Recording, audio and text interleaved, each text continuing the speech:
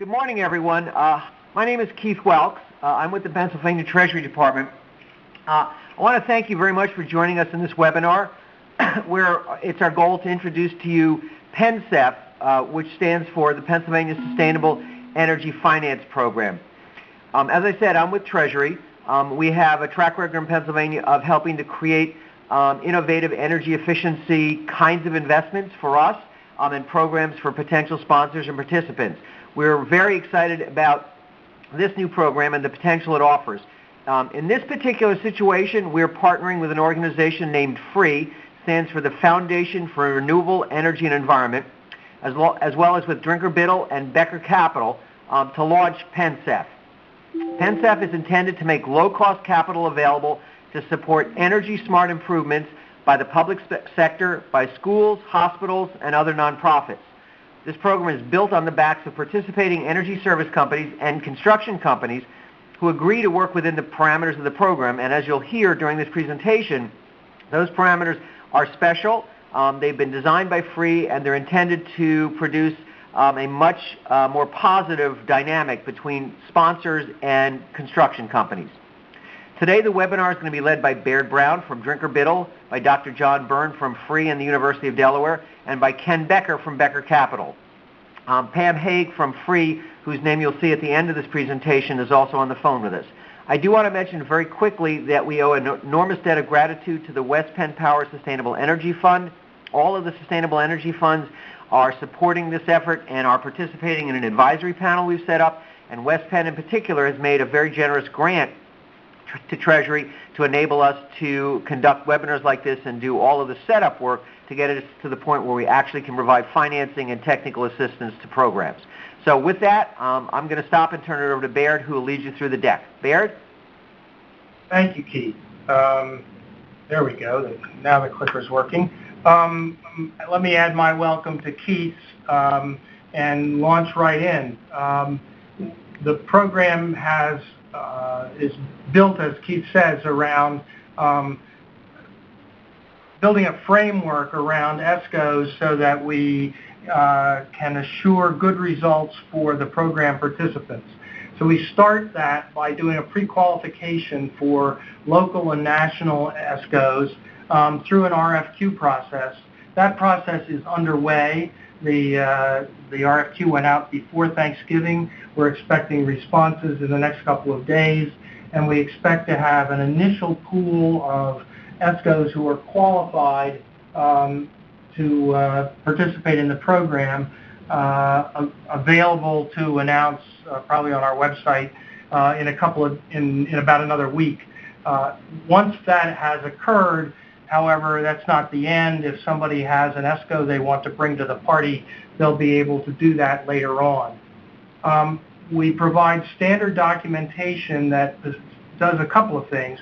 It facilitates pooled financing, which is going to lower the cost for all the participants.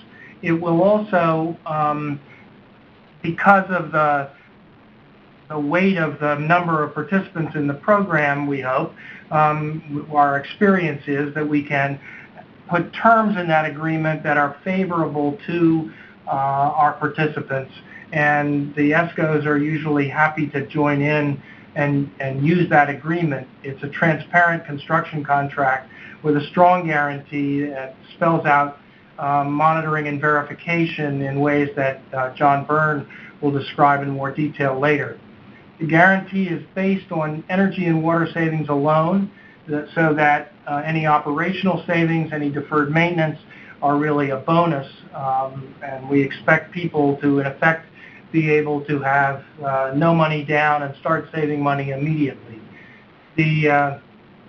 And our team, FREE, Drinker, and Becker Capital, will be assisting throughout negotiations to make sure that the program works well for the participants. There will be, if you join in, a preliminary audit that the ESCOs provide at no cost. There will be and we'll explain a little bit more as we go along how that fits into the overall schedule. That will be followed by an investment grade audit, and once the ESCO has done the preliminary audit, it has to promise that it will produce at least 90% of the estimated savings in the preliminary audit in that investment grade audit. And the program cost, the cost of the audit, the first audit's free, the second audit, the cost is either rolled into the bond issue if you go forward. If they don't produce 90% of the savings they promised in the initial estimate, that it's also free. Only if they produce an audit that's consistent with the investment grade audit that's consistent with the preliminary audit do you actually have some obligation to pay, and you don't go forward, would you have an obligation to pay directly. There is the program costs, including the audit costs, are all paid in the bond issue. There is no cross-collateralization or risk associated with the other participants. So each participating municipality, school, entity has its own payback schedule. If there's a default by one of the others, that's not your problem, and you can basically pick your own. You're not tied into a one-size-fits-all repayment scheme, but rather your repayment scheme is set up to match the energy conservation measures that you select with your ESCO, and then those repayment programs are just summed across all the participants to get the bond repayment schedule, so that your repayment schedule is yours and the bonds just reflect that. And last but not least, we hope we'll get significant Pennsylvania job creation. It is not just our experience, but there's research to prove that energy efficiency retrofits create more jobs than the same amount of investment in any other kind of energy project. So, why act now? You can reduce energy and water costs. You can replace aging high-maintenance equipment. You can improve the safety and resiliency of your facilities. You can reduce your operating costs, and you can reduce your carbon footprint. And with that, I will turn it over to John Byrne, who will give a more detailed explanation of the savings involved. Thanks very much, Barry. Good morning to everyone. Good to have you with us this morning. My name is John Byrne, and I'm with the Foundation for Renewable Energy and Environment, and it is our pleasure to be partnering in this effort. We've been working at this model for some time now in different parts of the U.S., and we're extremely pleased to be working in the Commonwealth with Pennsylvania Treasury, with Drinker, and with Becker Capital. This graph is an indication of why the economics of this approach works. And I want to just mention, while I'm going to quickly go through this graph, which focuses only on electricity, please bear in mind all energy options are included in this savings from fossil fuels, from natural gas, from propane, from oil. All are included. We also include water, and we also include on-site clean energy generation that reduces energy costs to the participants. So briefly to the graph, what you can see on the vertical axis is the cost of using versus saving energy, and on the horizontal is the different regions of the U.S., and you can see the second one in is the Mid-Atlantic. The lighter blue bar at the top is what residential ratepayers pay for energy and for electricity in this region, and the bottom part of the bar is what typically industrial and some other large customers pay for electricity. Most importantly is that darker blue box, which is built on databases that are now older than 10 years and looking at programs to try and save energy. And if you do this correctly and include everything, all in costs for energy saving, you can see there is a significant margin between the cost of saving energy, which is usually below 4 cents a kilowatt hour, and the cost of using electricity in the U.S., different parts of the country paying different prices, but all well above that 4 cent a kilowatt hour. And what we're basically doing is using that that difference as the basis to build a program that will self-fund the capital improvements that we would make in facilities around the Commonwealth. So that gap is very, very important. That's where the money comes from. It's through that self-funding you can cover the capital costs, the debt costs, and so on of putting together a program of this kind. Let me go to the next slide. One of the things I think it's important to emphasize is that the pooling, in addition to the many things that it does for us, it also allows us to enter the bond market, which my colleague Ken Becker will cover in more detail in a moment. It's the most cost-effective way to borrow, and we're going to be able to feature, as you will hear from Ken, very, very good borrowing rates for that purpose. So the program takes advantage of this approach. It is also focused on making sure that you get your long-term as well as your short-term projects in. This particular program, by the way it's built, allows, indeed encourages, deep retrofits. We have tested this program in the past in the market. It has gotten very favorable treatment in the market, and I just want to encourage all of you to think so that those projects that sometimes get kicked down the road because their payback years are out there past 10 years, we actually want to see a flow of projects that have short and mid and long-term paybacks. That makes it very cost-effective for everyone to include that kind of full menu of conservation and on-site generation measures that can reduce your bills. The other, I think, key feature of this is that this is an approach which allows sometimes participants who would have difficulty on their own taking advantage of tax-exempt bond financing. In this case, we're going to be able to invite those smaller participants in order to enjoy all the full advantages of cost-effective financing. So I think this is, again, a program that, and again, we've tested this in the past. It's a program that works and can really benefit the Commonwealth's boroughs and others who could find this a very useful way to take care of some of their needs. And finally, I just want to reinforce that the team is a seasoned team. We've been doing this for a while, and we stay with the participants on behalf of the participants to negotiate throughout the process what will be the best rates that we think we can get for you, both in terms of borrowing and also in terms of the kinds of measures that get financed through the program. And so with that, I'd now like to turn it over to my good friend Ken Becker from Becker Capital, who can walk you through some of the financing elements of this. Ken? Thank you, J.B. So the rates on this slide are indicative and obviously will change over time, but we will be updating these rates every 2 weeks on our website. So you'll be able to stay fairly current with the market by going to our website and viewing those if you wish to do so. As Baird indicated, and also JB, the financing will be pooling participants together, which will save on the participants' financing costs. But most importantly, what it does is it gets us enough volume to get us into the capital markets, which, unlike most one-off projects where you do an energy efficiency, they're too small to take advantage of the large finance markets that we'll be able to get here. I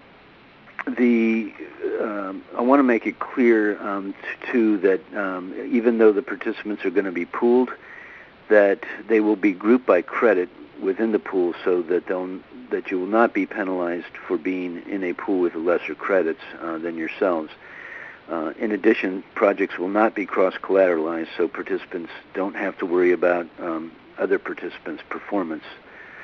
The financing will be customized to each participant, and loan maturities will match each participant's energy conservation measures, or ECMs.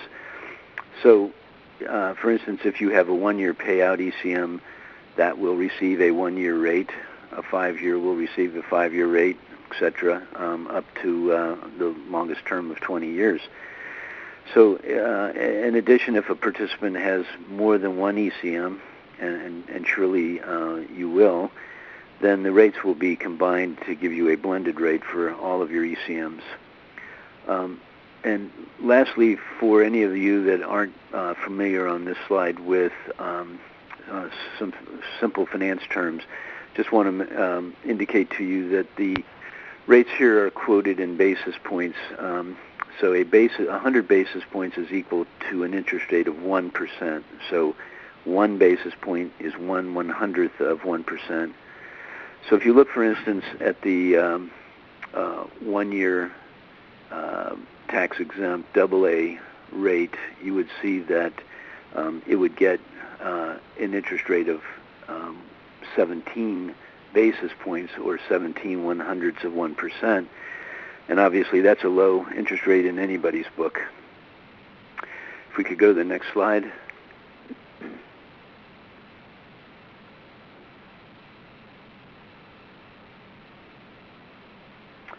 So who can participate in the program? The program assists governmental and nonprofit entities to procure and finance sustainable energy improvements, and we hope to include municipalities, community colleges, counties, water and wastewater authorities, school districts, correctional institutions, universities, hospitals, private schools, and other large nonprofit agencies. Next slide. So what measures are included? It's a very wide range of energy and conservation measures.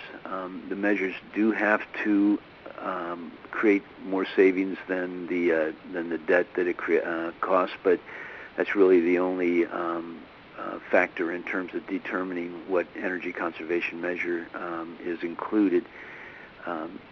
So things like distributed generation, combined heat and power, microgrids, smart energy management are all important candidates here. Major lighting upgrades, HVAC improvements, process and steam redesigns, building envelope upgrades, motor drive, pump systems, all are examples. The key is, as I said, that the savings has to be sufficient to finance the investment. The most important and attractive projects integrate both deep retrofits with low-hanging fruit, which hopefully gets to a number of your deferred maintenance issues that you've been keeping out for a while. So with that, I'm going to turn it back to Barrett. Thanks, Ken. The next two slides sort of walk through the process from a participant's point of view, so we'll go lightly, not to repeat things, but just so you can see it in a step-by-step way. The first step is for a participant to provide a non-binding letter of intent. That really just says we're serious about this, and it sort of registers you with the program, and we'll share the list of people who have provided those letters of intent with the ESCO pool that's been qualified, so that they're aware of who is out there and interested. Once we have assembled enough participants who are likely to be interested, we'll hold an education day. Probably we'll hold 2 or 3 around the state, where folks can come in person, hear more in depth about the program. The ESCOs will come and typically set up their booths, and you can actually meet with them in person if you haven't already got relationships with those folks. And it gets the program sort of off to a formal start. Then once you select ESCOs, and we'll come back to the selection process in a little bit, you choose to give them access to your site and your past energy use history, and you'll use a procurement process that we'll describe in more detail to pick an ESCO to perform a pre-contract audit and present that initial proposal. and that's a benchmark, and they, as we described before, then they have to provide, if you select them, an investment grade audit that gives you 90% at least of the savings. Could give you more. Once they dig in deeper. The next step is that if you like the preliminary audit, you sign a guaranteed savings agreement, and that will provide for both doing the investment grade audit and for the construction with a condition. There's still an off-ramp that you have to reach agreement on the particular energy conservation measures and the pricing with the ESCO before construction launches. If you like the proposal, you accept it. It spells out exactly how the guarantee works and how the savings are monitored and verified.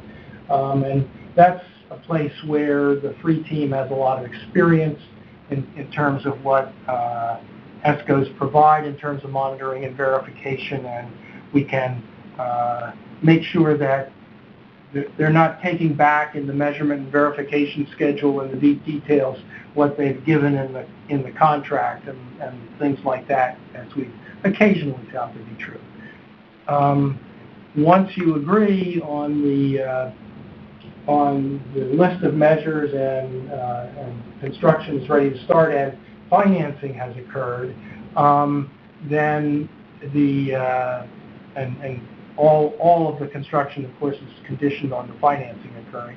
The retro by the ESCO, and you sign off on all the construction payments after you review and approve the ESCO documentation. It looks like a regular, transparent contract. And then once construction is completed, your financial savings are verified, and that's something that John Byrne will talk about a good deal more. For those participants who are governmental entities, there is a requirement that, as a general rule, you use a state-authorized procurement process.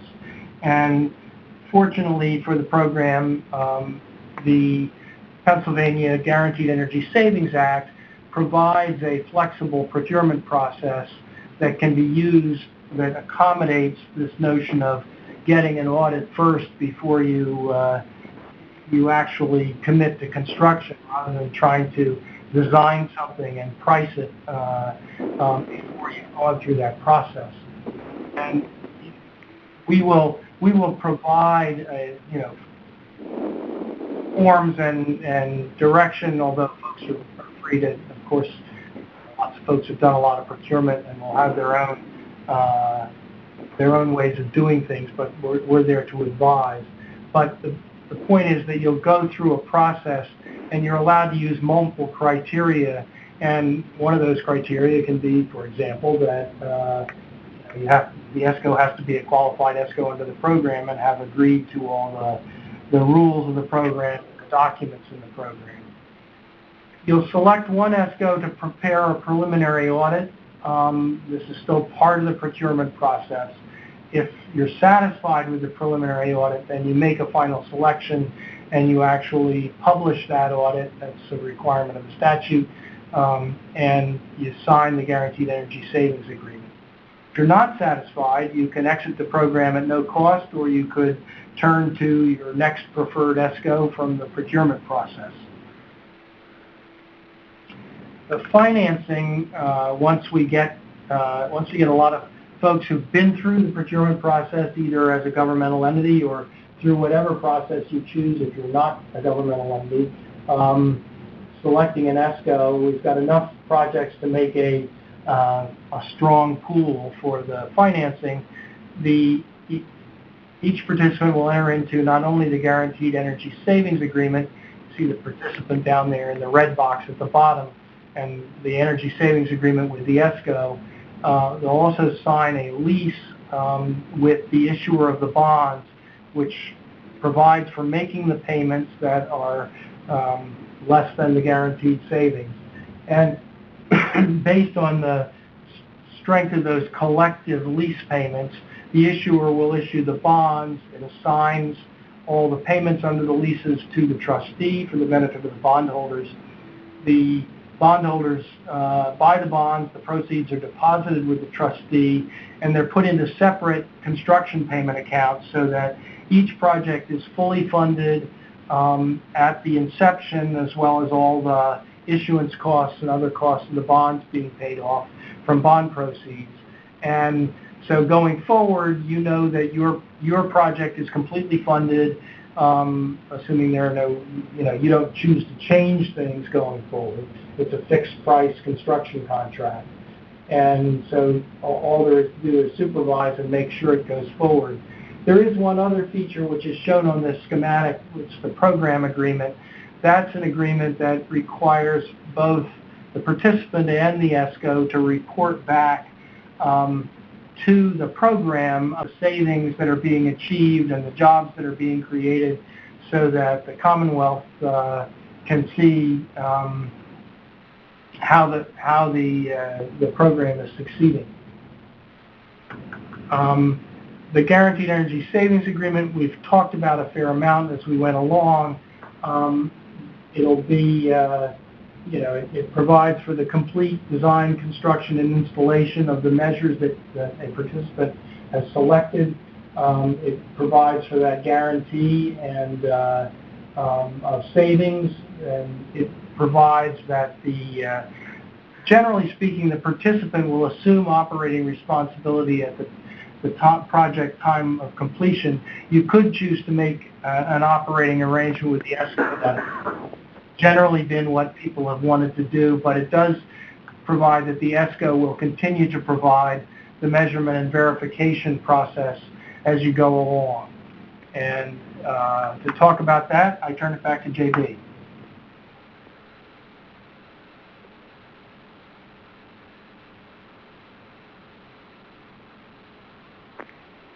John, you there?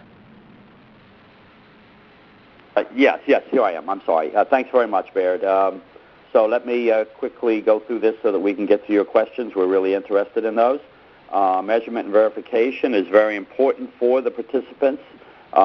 It provides a way in which you know in advance how the program that you've authorized is performing, and it very importantly indicates whether the dollar savings that are in the guarantee are going to be sufficient to cover the debt, and if they are not, there are cures inside the contract that require that you receive the adequate dollar savings to make that possible. So how does that work? At a basic level, the program, the free team will set up a independent, objectively based escalation chart for all fuels, and you'll then be able to take that escalation rate as the basis for defining what your bill should be from one quarter to the next, and from that you will then be able to take the schedule of savings that in different energy and water units that you have been promised and multiply those two, and it's going to give you the dollar savings that are guaranteed to you. Those savings, as I say, are the basis for the financing, and in that sense, you do not have to go to your capital budget in order to make this work. The ESCOs are required to, in installing measures, to use best efforts to attain those dollar savings, and as I say, any shortfall that might occur, it's diagnosed in advance, and there is a contract cure. So you are not at risk. The ESCOs have obligations to make sure that you're receiving the savings sufficient to cover that debt cost. We use the same monitoring and verification protocols that have been around for some time. Let me go to the next slide very quickly. These protocols are built on good work by folks in the building science community, the U.S. Department of Energy. There are a number of international actors. This is not something that was just put together ad hoc. This is a very well-established and thoughtful process for defining how your measure performance is going to be monitored and then verified. And I've briefly given here so that you know the lingo of option A, B, C, and D. You can think of those as a spectrum. Option A is simply using an engineering algorithm to compare, for example, two light bulbs and figure out which one will save you how much more, all the way to option D, where you're looking at many measures and how they will interact together and will provide the kinds of savings that are expected in a more complex measure that would be installed. And that's, I think, the very important part of this. We have changed the function of monitoring and verification to be a forecast for you and to set up the conditions for the guarantee to be met through contractual remedies if that is needed. Obviously, it is in the interest of the companies that participate in this program not to have that happen, and so they will work closely with all of you, and it is our role in this process, too, to make sure that they work with you in a way that maintains the integrity of the guarantee. And that, in sum, is the program. And we're going to put up the contact persons, and so that you'll be able to get more information after we're done. I want to briefly mention that we do have on the website that you can see at the bottom in the banner address there. There's a lot of information there that's freely available to you that can go over different elements that we've discussed today. Let me turn it back, I think, to Keith. Thanks. Appreciate all the speakers taking us through that. And as JB said, and I think Baird and Ken will confirm, this is a webinar to help answer your questions. Hopefully we've provided a basic background, and now we'll throw it open to the participants on the phone call. All participants are now in interactive talk mode. I'd like to know if you want. All right, so I think there's someone speaking. Do you want to start again? Anyone have any questions? Why don't we start there? I think it's open for oral questions as well as typed questions. If you type your questions in, they'll get to us. We'll pick them up and try and answer them from here. But if there are any questions you want to pose orally, please go ahead. I have a question. Good morning. Can you hear me? Go ahead one Hello? at a time. Yep, we can hear you. Good morning. My name is Robert Thompson. We're with Ephrata Borough in Lancaster County, and we are one of 35 public power providers in the Commonwealth. Right. And I'm wondering how this program could be used to benefit the entire community through improvements in the public power system, perhaps in the development of a solar farm to provide some behind-the-meter generation. So that's my first question. And my second question is this, is in the guaranteed performance contract that you're going to provide, if the proposal is to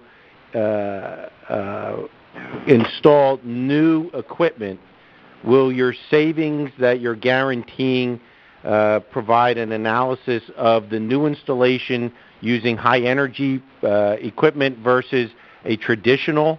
We've been involved with a program called Efficiency Smart in the past, and they seem to take a lot of credit for new installations that currently have no demand on our system. Baird or JB, do you want to essay a response to both of those? Yeah, I think the first question with regard to, for example, solar is complicated, and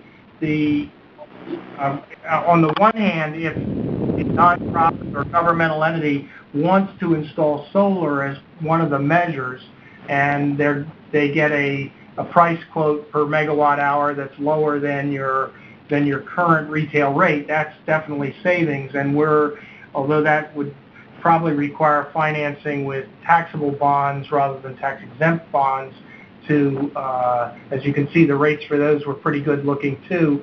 In order to have someone take advantage of the tax credits involved, those are things we can try to accommodate. What you postulated, however, is somewhat more complicated, and we should probably take that question offline and explore whether it's possible to do in terms of your customers, because generally the program is focused on folks who can use tax exempt financing in the first instance. We have to work through. And on the Efficiency Smart program question, Baird, should I briefly? Yeah, why don't you go ahead on that one, JD? Okay. So briefly on the Efficiency Smart program, you raised a very good point. The intent here is for participants on your public power system would be able to upgrade their equipment, and in upgrading their equipment, they would be able to measure against the performance of their facilities before and after. This is not, in that sense, a program to highlight or promote or, in that sense, list certain technologies over others. The audit would provide the basis for creating a baseline to measure performance before and after for your customers, and we would be delighted to work with public power organizations in trying to make sure your customers get the best out of a program of this kind. We're doing this with, of course, we will do this with investor-owned utilities as well, but we'd certainly like very much to work with public power. And just as a follow-up, your program is for existing load only and not for new load? That's correct. And will a copy of this PowerPoint be available? Yes. Yes, we will make it available on the website. We hope actually to make the entire webinar available on the website. Well, thank you very much. Keith, there's a typed question about the relationship to DGS, which you might want to comment on. Let me find it. Sorry. Hey, no, come on in. And then there's a question about, can the program be used to take over street lights from the power company and change them over to LEDs? The answer is, once you get them, it can be used to change them over to LEDs, and the process of taking over the street lights is probably beyond the scope of this program. But again, talk to us, and we'll be happy to explore the particulars. So, hi, Mark. How are you? Long time no talk. The short answer is this is obviously new and improved. The DGS program and PennSEF have many elements in common, a number that are certainly different. One of the ways that this is significantly different is that it's based on bond financing, not regular or sort of appropriations directly paying for the upgrades. Another way that it's different is in the sort of pre-qualification process involving ESCOs that have agreed to accept contract terms and definitions for the performance guarantees that are more favorable to the sponsors and participants in exchange for having entrance to what may be a very large pool of interested providers interested participants. The role of FREE, including Drinker and Becker Capital, in sort of assisting the program participants in negotiating with the ESCOs so that the dynamic is slightly more equitable or perhaps dramatically more equitable, would be another way in which this is different from the old DGS program. I mean, I would say at bottom, each program clearly is premised upon the notion that smartly designed and well-executed ECM plans can throw off savings that pay for the entire program themselves. And that's what we're basing this all around. I think what we've done is try and improve a lot of the process elements of this.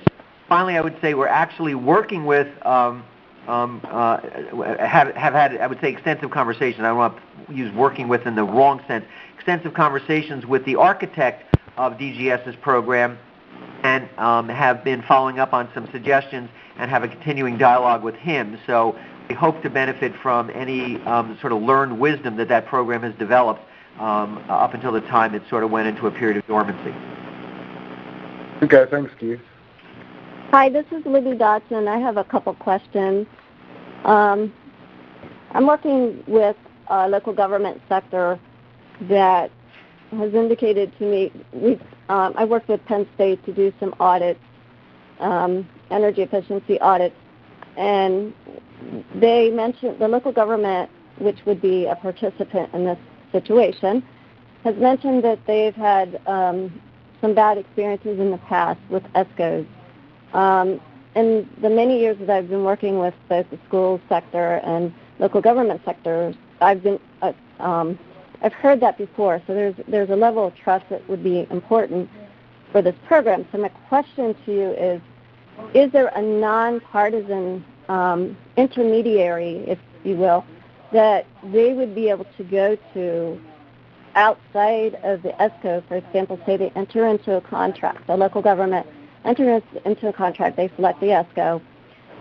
Should they want to consult with somebody that's nonpartisan, is there like a handholder out there, if you will, that they would be able to talk to? I understand you're doing an educational training, but some of them along the way and during the process, if they come up with a problem, is there someone that they would be able to consult with? Boy, is that a great question, Libby. Thank you very much. JB?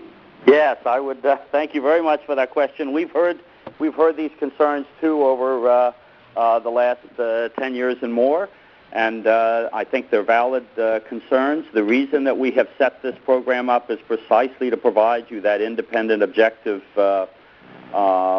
support.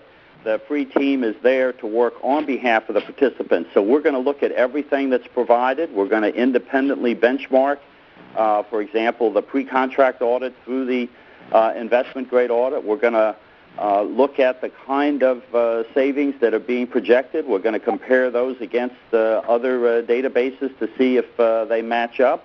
We're going to look at the costs that you're that are being proposed to you, and we're going to try and find ways to make sure that those costs are well within reason.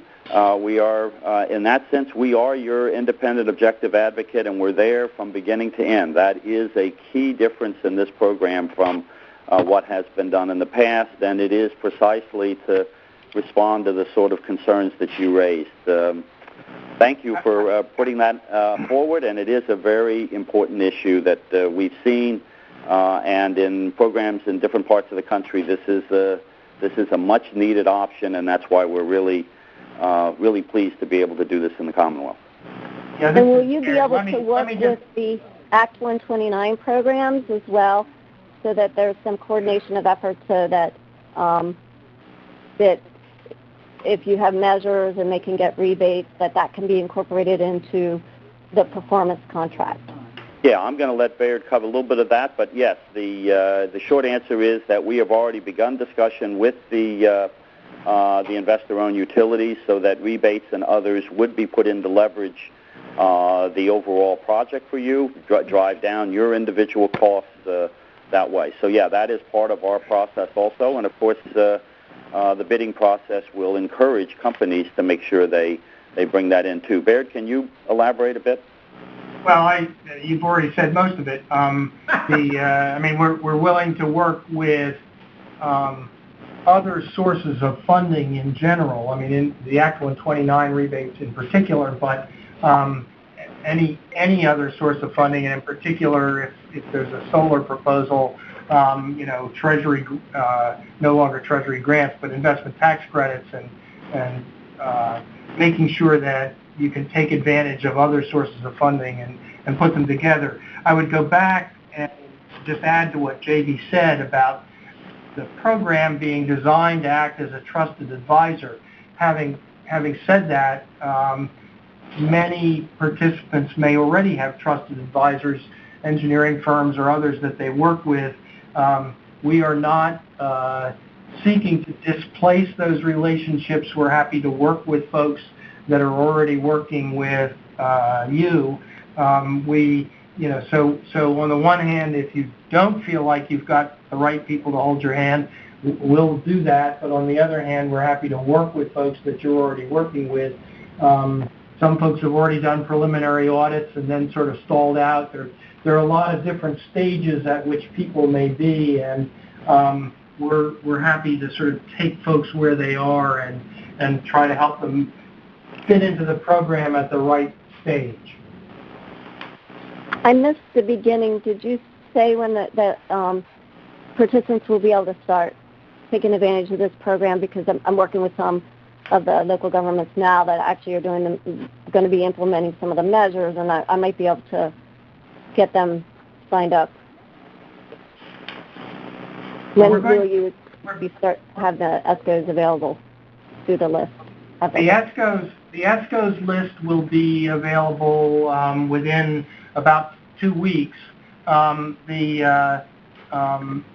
will also and people who have already found an ESCO they'd like to introduce to the process are welcome to bring them to the process.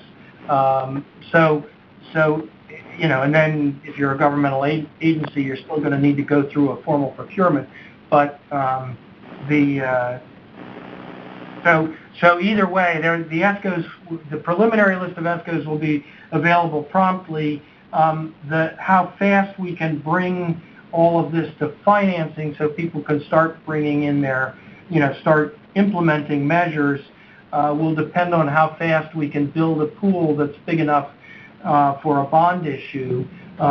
We hope that will happen, given the time frame that it takes for audits and investment grade audits to happen. We hope we'll be able to do that by late spring, early summer, but if we can't, it's too early at this point in terms of knowing who the pool may be to really say that with any degree of finality. Thank you. Other questions? Got a big group attending. That's it? 3 questions? 4 questions? This is Mark again. What type of pool do you need to enter the bond market? Or I don't know if that's the right kind of question, but... Sure. Ken? So to get advantage of the pooling and a decent volume, we'd like to get at least 20 million, 30 million would really put us in good shape to get into the capital market. So anything in that above those figures would be what we're looking for. That said, the first deal we did in Delaware, we actually did $70 million, and Delaware's got a population of around 800,000. That's about half of Philadelphia. So hopefully, in the state of 12 million, we can do better than that. And I just want to mention that we really hope, based on exactly what Baird said, in terms of the scale of the potential universe of projects in Pennsylvania, that we'll do more than one bond series. This is potentially a multi-series kind of effort. As Ken said, we get to a critical scale, and it makes economic sense to move forward. Other projects that are not ready would potentially then fall into the next bond series 2 to 4 months later. But the key here is to get as much enthusiasm and interest as we can early, so we get to that first sale, demonstrate concept, the proof of the concept, and encourage others around the state to then come up and say, yeah, get me in the next one, please. This is Heidi. I had asked the question earlier, typed the question in regards to DGS. I just wanted to be sure I was clear on this. So state-owned facilities are allowed to participate in your program? Because I was under the understanding that all ESCO projects were on a halt at state facilities until DGS got their own program figured out again. Well, I don't know that any of us on the phone is capable of answering that. For a variety of reasons. Number one, there's obviously a transition going on in Harrisburg. And so what's true today may or may not be true on January 21st. Secondly, the fact that DGS may not be offering a program at this point does not in and of itself mean that if financing that's attractive were available to one or more state entities, they would be precluded from proceeding. That would obviously be an administration decision that would have to be made. To the extent that this is a program up, ready to go, and able to provide financing within, as Ken and Baird said, within 3 to 6 months, may be attractive if DGS would need 2 years to ramp up its own new internal program. So I think that's a kind of wait and see. We're offering it to anyone who wants to participate. If there's a state agency that would like to have a conversation with us, we're happy to do that and then help figure out whether it can actually move forward. Okay, great. Thank you. Other questions? Well, while you're thinking of that, let me again emphasize that while we are being as aggressive and as charming as we can be in reaching out and getting this message to every corner of the Commonwealth, at the end of the day, we are ultimately reactive. That is to say, we can't make up projects for you.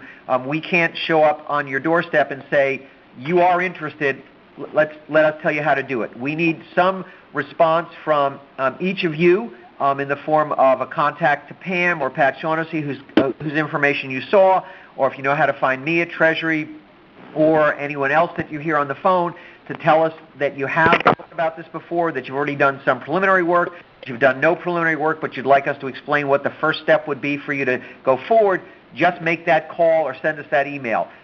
Again, if we get to $20 million, we're probably in good shape. If we get to $30 million, we know we're in good shape. But if we don't get to some scale that allows us to take advantage of the economies of the bond market, we don't launch for anyone.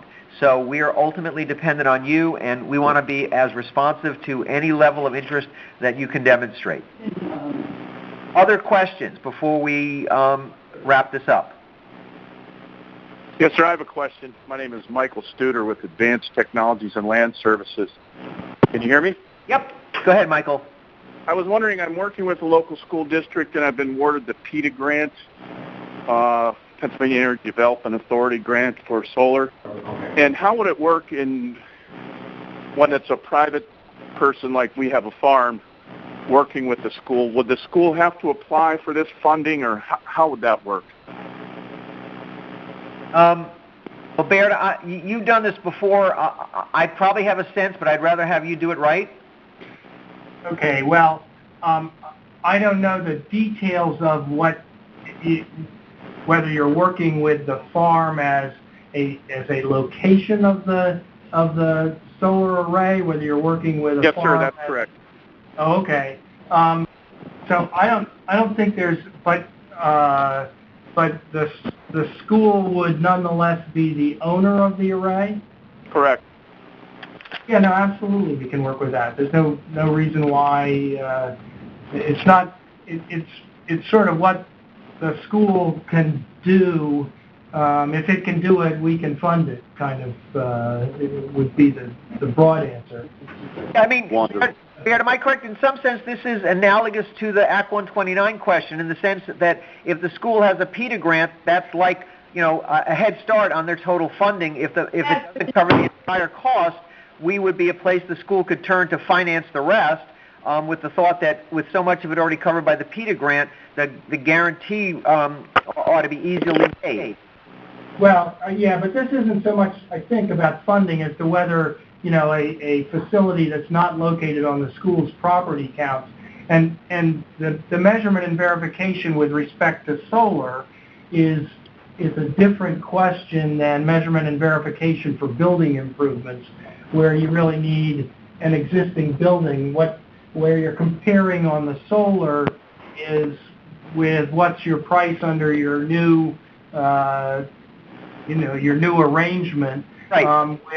With what's the price that you're paying now, and that's not dependent on the fact that it's a new facility is not, or located next door is not a problem. Good enough. Michael, that help? Yes, thank you very much. I'll be in additional communication with you all. Great. Thank you. Other questions? Hey, Baird, I just wanted to go back for a second to the question about lighting, if the street lighting question. If whatever entity was asking the question, if they are already in negotiation to purchase the lights from the utility, is there a reason why we couldn't include that purchase of the lightings and the retrofit in the program? It just depends on what the whether you meet the savings qualification all in. Sure. But assuming you do, because you're switching them over and so forth, that is something we could do in the program, assuming, as you said, that they are in the process of or work through an agreement to purchase the lights. Yeah, and this is John Byrne, JB. I just want to say, too, on the lighting, if you're changing the ownership of the lighting system to a public entity, you're probably going to retrofit not only the lights, but some other elements of it, all of which can contribute to a more efficient outdoor lighting system. And, again, all of that would count as part of what a performance contract would cover.